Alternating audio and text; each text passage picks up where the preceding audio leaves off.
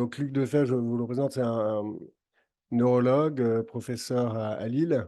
On était à la fac ensemble il y a quelques années. Et il a d'emblée été passionné par le Parkinson. Et donc, il va nous livrer son expérience. C'est Bonjour bon? Luc et merci de participer à cette réunion. Eh ben, avec plaisir. Donc, bonjour à tous. Donc, Luc Defebvre, donc, je suis médecin neurologue à Lille, comme l'a dit Christophe. Je suis très content de participer à cette table ronde, même si je suis à distance, hein, je resterai jusqu'au bout et je répondrai aux questions si vous le souhaitez et donner un peu l'avis du neurologue sur cette problématique qui est assez complexe. Alors, donc cette attitude penchée en avant du tronc et puis qui est un phénomène qui est réversible dans une forme classique, comme on le voit sur cette image, en décubitus dorsal, ou lorsque le patient se redresse contre un mur. Et classiquement, on parle de camptocormie lorsqu'on a cette déformation assez prononcée au-delà de 45 degrés qui a tendance à augmenter à la marche. Alors, je passerai mon diaporama à tous ceux qui le veulent, hein. Donc, certaines diapos, je passerai plus rapidement pour tenir le temps de parole de 15 minutes. Vous voyez, là, c'est la liste des étiologies des camptocormies. Vous voyez qu'elle est extrêmement nombreuse. Bien sûr, aujourd'hui, on se focalise sur la maladie de Parkinson. Il y a d'autres pathologies dégénératives, mais très clairement, hein, je pense notamment à l'atrophie multisystématisée ou à la dystonie. Il n'y aura pas d'indication de chirurgie orthopédique, beaucoup trop risquée. Et dans la dystonie, il y a d'autres chirurgies possibles, et notamment de stimulation cérébrale profonde. Alors, c'est intéressant de donner quelques éléments des caractéristiques de la camptocormie dans la maladie de Parkinson, parce qu'il y a eu nombreux travaux cliniques. Nous-mêmes, on a mené un certain nombre d'études. Et vous voyez, j'ai marqué un signe axial tardif, entre guillemets, parce que finalement, ce n'est pas toujours si tardif que ça. Et bien sûr, c'est tout à fait inconstant.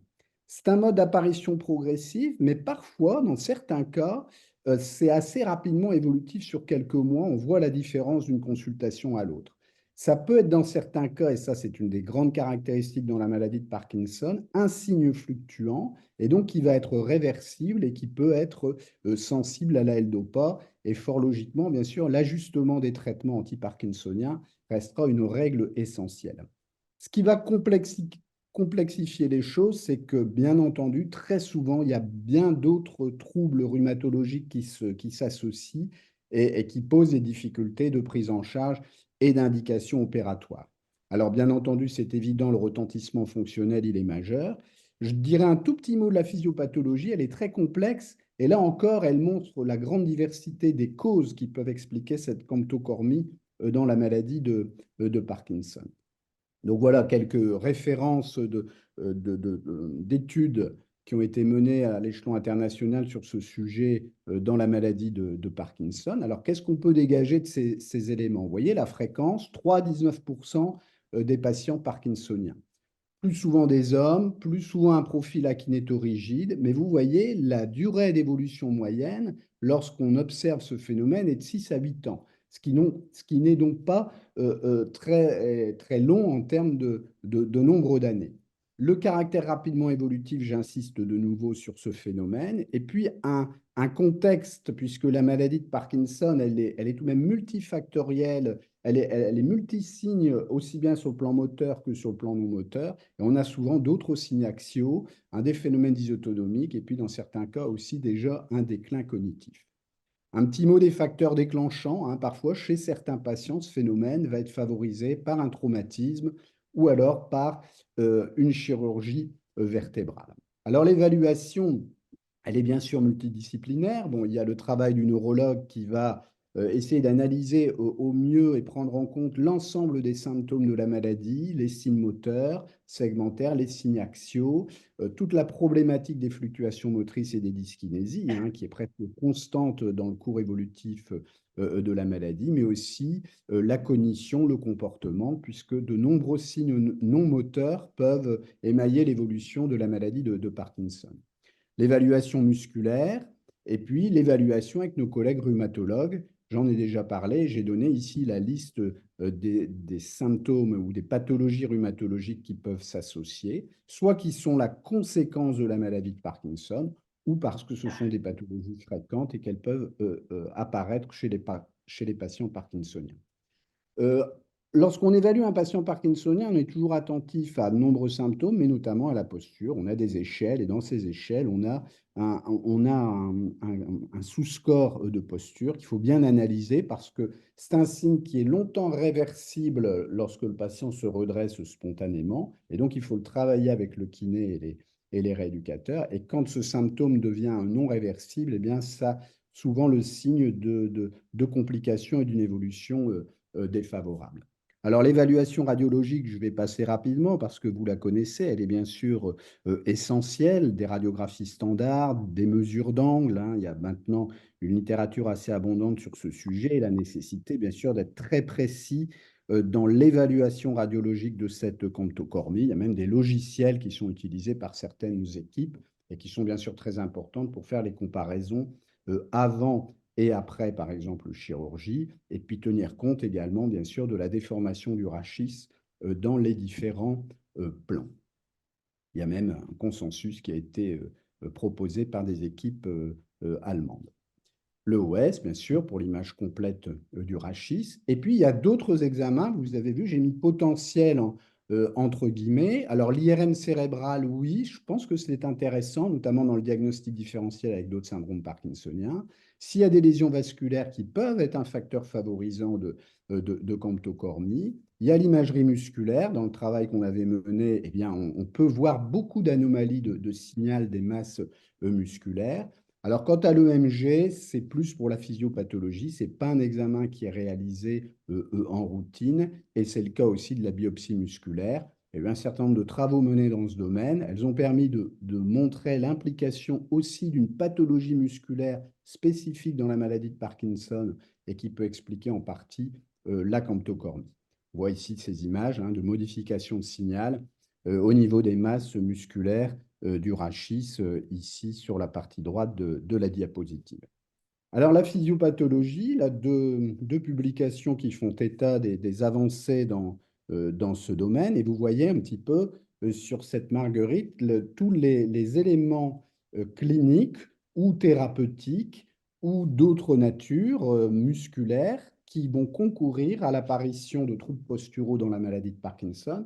Et rien que sur cette diapo, on voit déjà la diversité de causes de cette camptocormie. Et je ne vais pas développer plus cette diapo, mais vous voyez que pour chacun des critères que j'ai mentionnés tout à l'heure, eh bien, on a un certain nombre d'explications potentielles. On l'a vu pour l'atteinte musculaire avec les biopsies et qui ont mis en évidence des signes d'atteinte musculaire spécifiques.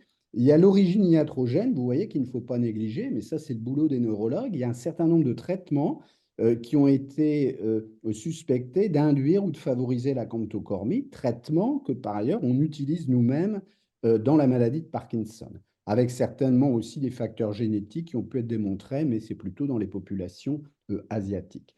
Et puis le phénomène, là, c'est deux éléments que le neurologue va bien devoir distinguer, ce qui n'est pas évident sur le plan clinique, c'est l'implication de la rigidité qui est constante dans la maladie de Parkinson, mais aussi l'implication d'une dystonie, notamment quand on a des gens jeunes, qui a un geste antagoniste, et là, il peut y avoir l'intérêt des explorations électromyographiques et puis surtout d'analyser l'intérêt de l'effet de la toxine botulique et sur le plan de la prise en charge thérapeutique aussi de la chirurgie cérébrale profonde.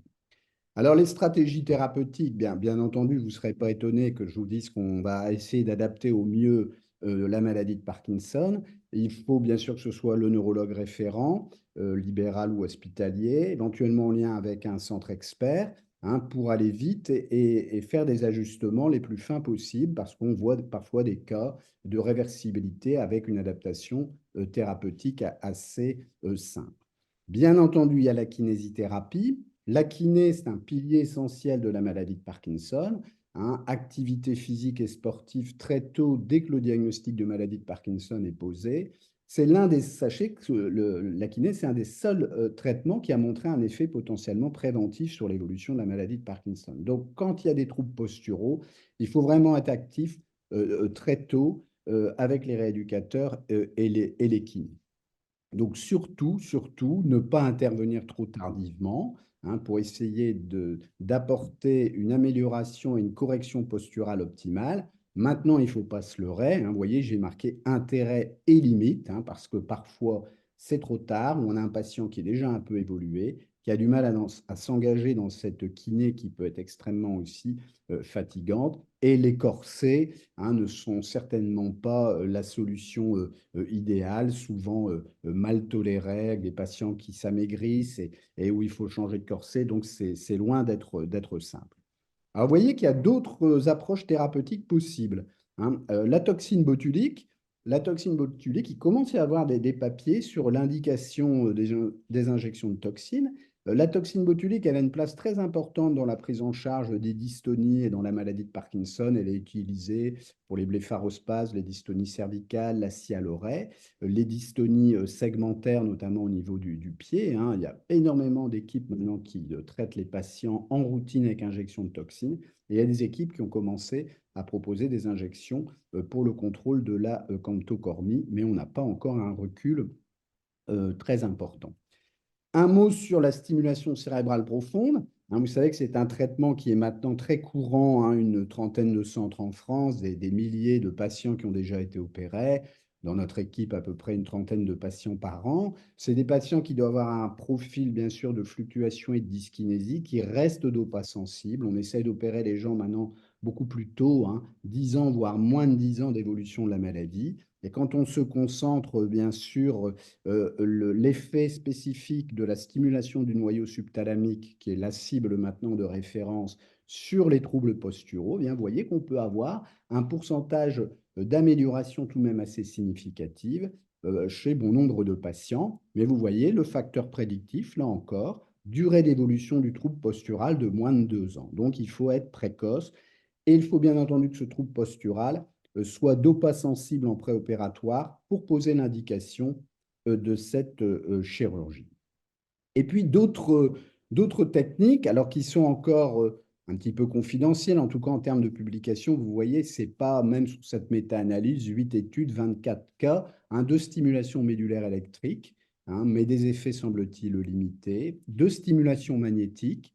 L'avantage, c'est que ça n'est pas agressif, mais bon, les résultats ne sont pas à la hauteur. Et puis même des protocoles qui sont envisagés. Là, l'équipe de David Maltet à, à Rouen est en train de mettre en place un projet auquel on participera, qui s'appelle CampoStim et qui a pour but d'évaluer l'effet de la stimulation médulaire électrique. Alors, je ne vous ferai pas l'affront, bien sûr, de développer les aspects chirurgicaux parce que vous les connaissez bien mieux que moi, mais j'ai simplement mis cette diapo, non pas à la fin pour que vous pensiez que c'est le traitement de dernier recours et qu'une fois qu'on a fait tout le reste, eh bien, on va s'adresser au chirurgien. Hein, pas du tout. Je pense qu'au contraire, cette chirurgie, elle a sa place et certainement une place beaucoup plus précoce peut-être qu'on ne le propose actuellement, d'où l'intérêt de cette table ronde. Mais notre collègue, dans sa revue de la littérature, a bien mentionné aussi la problématique des complications, hein, qui peuvent être liées au geste lui-même, infection, déplacement de matériel, mais aussi au terrain. Et ça, pour vous, c'est peut-être moins évident de le définir parce qu'on a, à mon avis, des patients à risque de chirurgie. Par contre, des patients où, j'allais dire, tous les feux sont au vert parce que, par exemple, ils n'ont pas de dysautonomie. Si vous prenez un patient parkinsonien qui a une dysautonomie avec des épisodes d'hypotension, eh bien là, il y a clairement un risque d'aggraver l'hypotension en post-opératoire.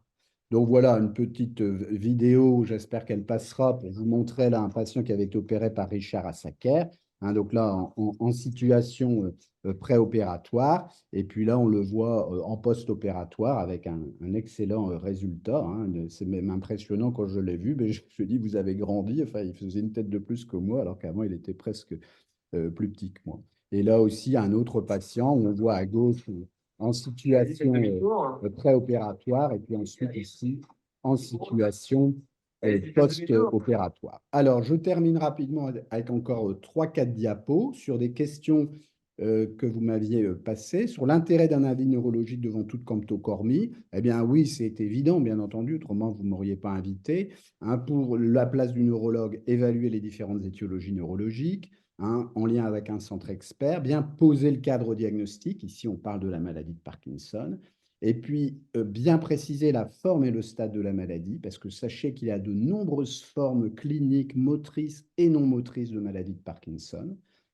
de déterminer le profil évolutif propre de la maladie. Est-ce que c'est un patient qui a une évolution pas trop assez lente, ou au contraire une évolution rapide, d'évaluer la cinétique de la cantocormie, et puis tout le cortège des symptômes, également l'aspect cognitif et comportemental qui pourrait vous poser des problèmes aussi post-opératoires. Adapter le traitement, c'est évident. Discuter, est-ce que ce patient pourrait bénéficier d'un geste de stimulation cérébrale profonde? Parler de la toxine. Pas oublier la place du rhumatologue. Peut-être discuter d'un protocole. Je dis ça là, c'est un peu intéressé puisqu'on va participer à ce protocole avec l'équipe de Rouen. L'intérêt d'une consultation pluridisciplinaire, moi, il me paraît évident. Ce sont vraiment des cas complexes. Vous voyez, j'ai mis les participants potentiels, bien sûr, chirurgien spécialiste du rachis, le neurologue, rééducateur, pourquoi pas rhumatologue. Bon, plus on est nombreux, plus c'est compliqué à organiser. Mais en tout cas, les trois premiers, ça me paraît assez essentiel. Pas oublier nos collègues anesthésistes parce que c'est eux qui vont gérer le post-opératoire immédiat, donc voir les risques opératoires en fonction du terrain, hein, la problématique des médicaments. Mais sur du rachis, il n'y a pas trop de problème de reprise des traitements très tôt. Hein. Partager les modalités d'évaluation, hein, on sera complémentaires très certainement. Et puis poser l'indication commune en un temps ou en deux temps, c'est une question à poser. D'informer clairement les patients des bénéfices. Je pense que quand on est ensemble et qu'on parle d'une même voix, c'est mieux. Le risque, c'est que si chacun est séparé, bah, c'est peut-être de ne pas dire tout à fait les mêmes choses. Et le patient n'entend pas les mêmes choses et c'est peut-être plus difficile pour lui de prendre une décision et pas négliger. Je pense que c'est vrai maintenant pour toutes les équipes, pour tous les actes chirurgicaux et aussi les actes lorsqu'on propose des médicaments, ben, parler des conséquences et des risques potentiels. Le suivi aussi, pas se limiter peut-être à une consultation pluridisciplinaire préopératoire, mais aussi post-opératoire et d'en déterminer le délai. Bref, parler d'une même voix pour éclairer au mieux le patient et sa famille dans cette décision. Alors, les attentes du neurologue dans la prise en charge, ben, c'est bien sûr, moi je pense que c'est essentiel que le neurologue connaisse bien le patient.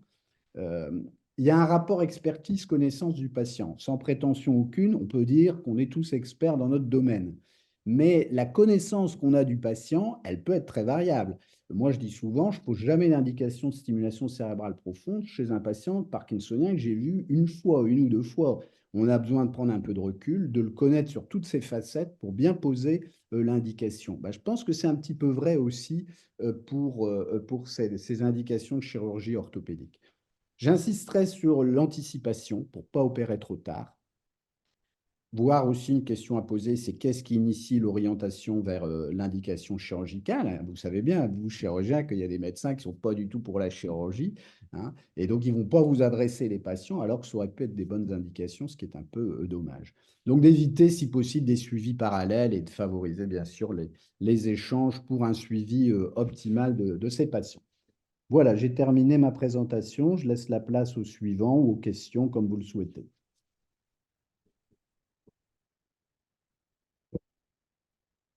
Merci beaucoup.